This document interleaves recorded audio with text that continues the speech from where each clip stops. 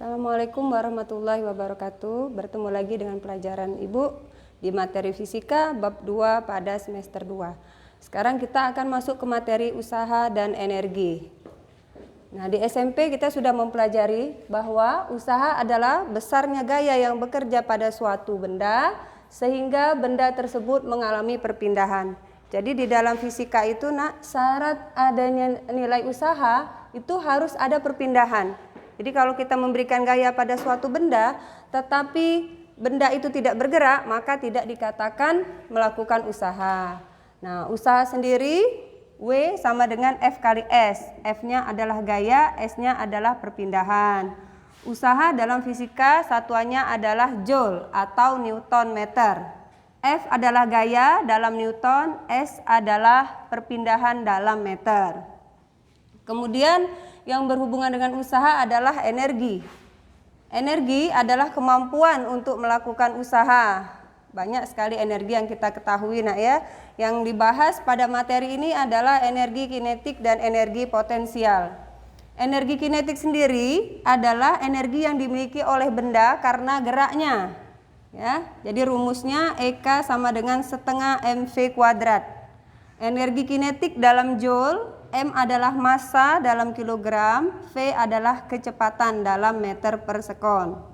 Sedangkan energi potensial adalah energi yang dimiliki oleh benda karena kedudukannya, ya, karena posisinya. Nah, energi potensial ada dua yang kita pelajari, yaitu energi potensial gravitasi dan energi potensial pegas.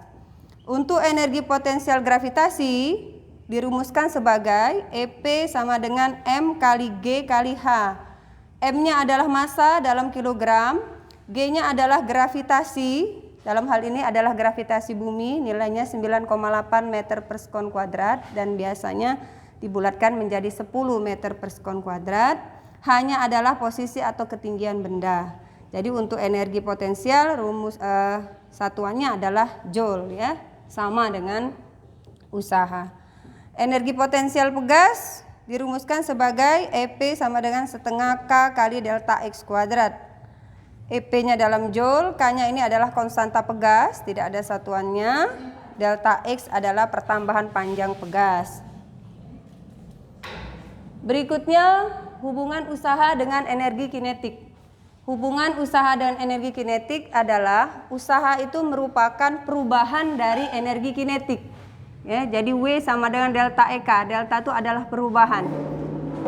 Ya, delta adalah perubahan, berarti EK2 dikurang EK1. Dari mana? Kita lihat gambarnya.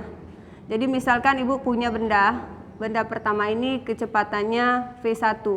Kemudian dia bergerak, ya, ini sejauh S, dan dia mengalami perubahan kecepatan menjadi V2. Maka besar usahanya untuk bergerak dari posisi pertama ke posisi kedua itu sama dengan W sama dengan delta EK. EK2 dikurang EK1. EK2 adalah energi kinetik 2. Rumus EK setengah mv kuadrat. Karena ini adalah energi kinetik 2, maka V-nya adalah V2 dikurang setengah mv1 kuadrat. Begitu juga dengan hubungan usaha dan energi potensial. Jadi hubungannya W-nya usaha adalah perubahan dari energi potensial. Jadi W sama dengan delta EP secara rumusan seperti itu. Nah, ini gambarnya. Jadi ada benda, ini bendanya satu, ya. Cuma dia jatuh dari ketinggian tertentu, dari H1 menjadi H2 di ketinggian kedua. Maka W-nya sama dengan EP1 dikurang EP2. Energi potensial satunya M kali G kali H1. Energi potensial di posisi kedua M kali G kali H2. Sama seperti yang tadi, M itu adalah massa benda ini, G-nya adalah gravitasi, H-nya adalah ketinggian. Nah, untuk lebih jelasnya kita masuk ke contoh soal. Soal yang pertama untuk materi tentang usaha. Jadi ada balok, ini baloknya hanya satu, posisi pertama, ini posisi kedua. Balok itu ditarik dengan gaya sebesar 50 Newton dan sudutnya 30 derajat. Berpindah sejauh 5 meter. Berapakah usaha yang dibutuhkan untuk memindahkan balok sejauh 5 meter ini?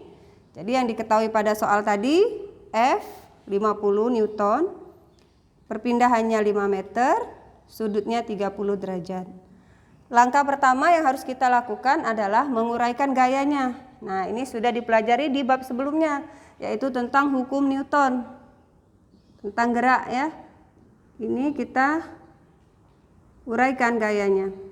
Ini tadi F, ini berarti ada Fx, di sini ada Fy. Yang berpengaruh pada sumbu X adalah Fx saja. Ya, ini sudutnya sama tadi, karena bendanya 1, ini 30 derajat. Maka kita harus menghitung nilai Fx. Nah, Fx ini berada di samping sudut 30 derajat. Berarti Fx rumusnya menjadi F dikali cos alfa. Ya. Nah, kemudian baru kita bisa menghitung nilai W. Di mana nilai W itu sama dengan F kali S. Gayanya yang bekerja adalah Fx dikali perpindahan. Fx-nya masukkan F dikali cos alfa kali perpindahan. Maka didapat F-nya 50 Newton. Cos alfanya berarti cos 30 derajat dikali jaraknya 5 meter. Sama dengan 50. Cos 30 derajat sudah kita pelajari di materi trigono. Setengah akar 3 dikali 5 meter. Ya, tinggal kita hitung nak, 50 dikali setengah jadi 25 akar 3 dikali 5. 25 dikali 5 jadi 125 akar 3. Newton meter satuannya sama dengan joule. Ya. Berikutnya kita masuk ke soal nomor 2. Sebuah benda bermasa 3 kg jatuh dari ketinggian 10 meter dan mencapai ketinggian 2 meter di atas tanah. Berapakah usaha yang dilakukan gaya berat benda itu? Jadi kira-kira gambarnya kan sama seperti yang ini. Ya, yang diketahui H1 dan H2.